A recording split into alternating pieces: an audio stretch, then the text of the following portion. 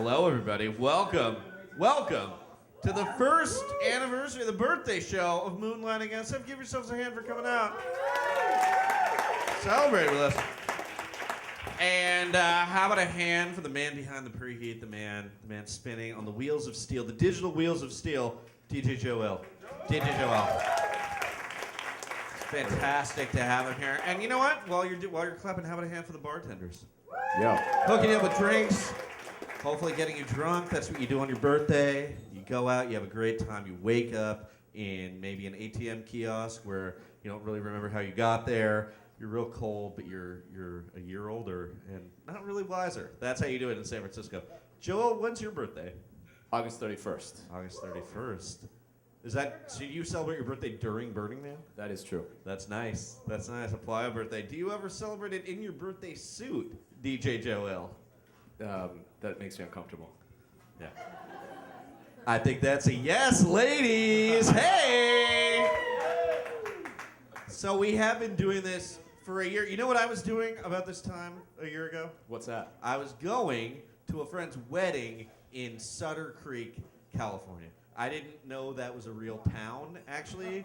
I thought it was just like where boxed wine came from. I thought that was like Sutter Creek. And no, but it's a real place. Sort of. My friend moved there for work, and then he fell in love. He moved there. His job is he's a salesman at a soy cheese factory. No kidding. Yeah, and I guess that's the kind of industry they have in Sutter Creek. I asked him about it. I said, is soy cheese, is this for people who are vegan, you know? And he said, no, there's a lot of animal protein in the soy cheese. And so I said, okay, well, is it for people who are lactose intolerant? And he said, no, there's actually quite a bit of lactose in the soy cheese. And I said, who is this for? This is for people who love cheese and hate themselves, basically. That's who this is for. Like, I don't even know who he's talking. Like, I like cheese, but I'm not quite farting enough. Is there something that's similar? I don't even know how you pitch that. Like, have you ever seen a trailer for a movie and it looked really good, but then when you saw it, it was nothing like what you expected and was totally disappointing? Now imagine experiencing that sensation inside your own mouth. What do you say? Get some soy cheese. People did not go along with that part, did they, Joel? I took the liberty of writing him a list of some potential soy cheese flavors for him, too. Not Gouda. That was one of them. Camemberly. Monterey John. You know, because you're not a little more formal than Monterey Jack. And then my favorite one, Mozzarella. Really? Mozzarella, you're going to serve me that? It was crazy, though. I got to meet his neighbor in Sutter Creek.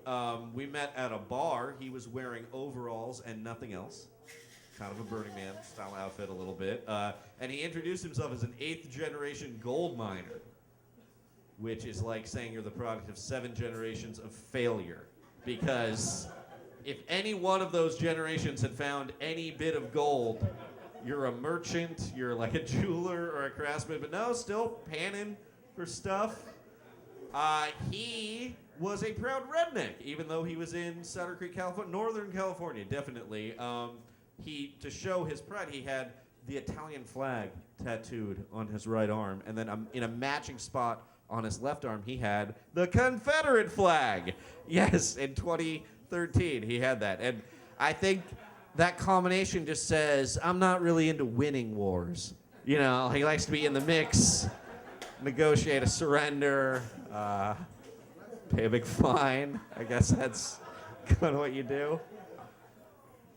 I had a weird experience. I in Sutter Creek, I went to, 2 things happened on this trip to the general convenience store in Sutter Creek, California. First of all, the kid behind the counter looked to be maybe 17 years old, and his name tag said Gary. And that was the youngest Gary I have ever seen in my entire life. Like, I had never thought about it before that moment, but I guess in my head I had always believed that all Garys came out of the womb 42 years old and divorced. You know, that's all I've known in my life. Like, imagine how creepy that would be. You had a baby Gary, you know? because he'd have stubble right out of there. And then his hair would start growing in, but also it would start receding at the same time. By the time he got to kindergarten, he'd be on his second marriage and have a contractor's license. It's really incredible. I started to think about it, like, what's the reverse name for Gary? Do you have any idea, Joel? Oh, God, I don't know. I think it's Justin, right? I've never seen a young Gary. I've never seen an old Justin. Who's the oldest Justin you can think of? Huh. It's like Justin Timberlake, right? He was in a boy band 10 years ago. So imagine somebody said, hey, I'm going over to Grandpa Justin's house tonight. You'd be like, no, you're not, because that's an imposter. You should have been suspicious when he said Grandma Brittany was going to make her famous potato salad. That guy is going to either steal your identity or your nose. That's what he's trying out there. I also got my change in the form of dollar coins. I paid with a 20. I received $16 coins back in return. It's like, I guess that's how you do it.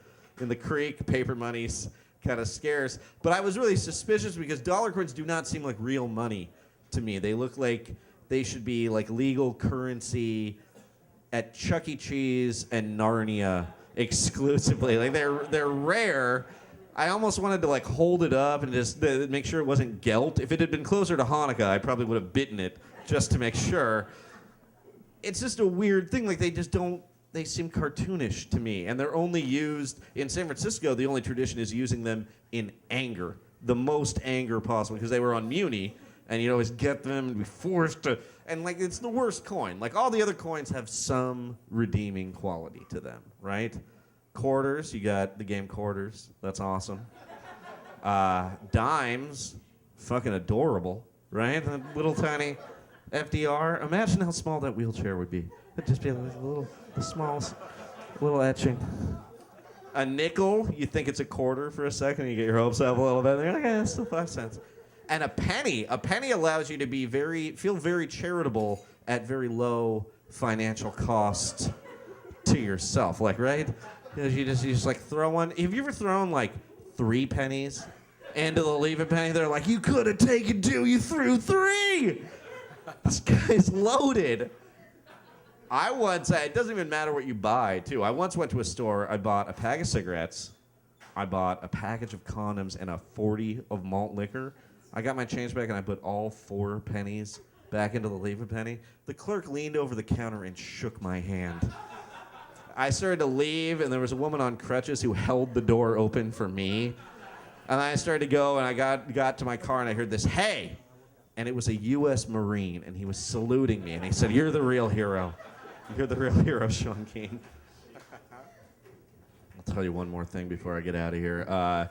This happened to be the end of April. Last year, at the end of April, that was when the NFL draft was held. So I was driving to Sutter Creek. I was listening to NPR because I live in San Francisco, and that's the law. You have to. Like your car, if you buy a Prius in San Francisco, that's literally the only station that comes in. That's it. And I was listening to NPR, and they decided, yeah, it's the NFL draft. We should totally cover it. We at NPR are completely qualified to cover this sporting event. So it started like a regular NPR story, It's like, reports are mixed coming out of the Middle East whether the provisional government of Syria has used chemical weapons against the dissidents. And now we go to Roger Anderson Huntley Smythe Wallace Anderson with NPR sports coverage of the Nuffle draft. Launched into it. Thank you, Stefan. I am standing here outside of Radio City Music Hall, where all of the NFL draftees have assembled for the annual draft, except those draft dodgers who have fled to Canada and the Canadian Football League. Let's get started with the first selection. Midwestern Tribal Organization, the Kansas City Chiefs, selected an offensive tackle. Fun fact about American football, the offensive tackle seeks to prevent the tackling of his teammates, and the irony is delicious. With the second pick, the Jacksonville Jaguars selected an offensive tackle from Texas Agriculture and Mechanics University. Same ironic caveat applies. And with the third pick, West Coast piracy outfit, the Oakland Raiders, ratified a dramatic trade agreement with the highly endangered Miami Dolphins. As always, NPR Sport is made possible by a grant from Gatorade, which I believe is a benefit concert for the wetlands, headlined by Mumford & Sons. And now we go to Ira Glass, who has a 45-minute story about an undrafted place kicker. So it was a really good time. Thanks, guys.